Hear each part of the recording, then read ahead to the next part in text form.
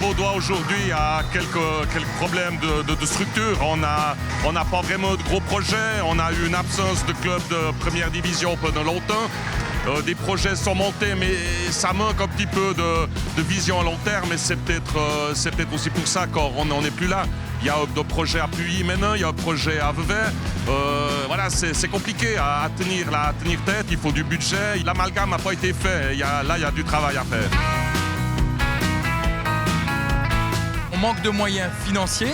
Je le constate au sein de notre club et du précédent, donc avant la fusion. On remarque que c'est très difficile d'obtenir du soutien.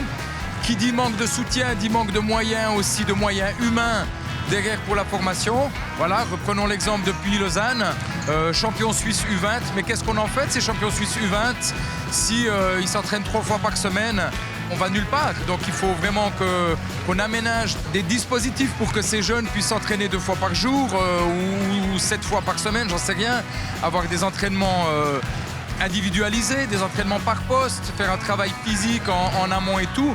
Et là, on manque de moyens parce qu'on manque de ressources humaines, parce qu'également, on manque de moyens financiers. On a énormément de peine à mettre, en tout cas au niveau de l'AVB, un projet qui tient la route, qui soit un peu cantonal. Au niveau des championnats suisses U20, on est présent. On a eu plusieurs équipes championnes suisses. Mais par contre, la vraie relève, qui est typiquement les U17, on a de la peine à mettre un projet vaudois. Voilà, tout le monde veut essayer, chacun de son côté. Peut-être que les clubs sont suffisamment structurés pour avoir un petit quelque chose, mais rien vraiment à long terme. 3 équipes vaudoises qui sont tête de la Ligue B.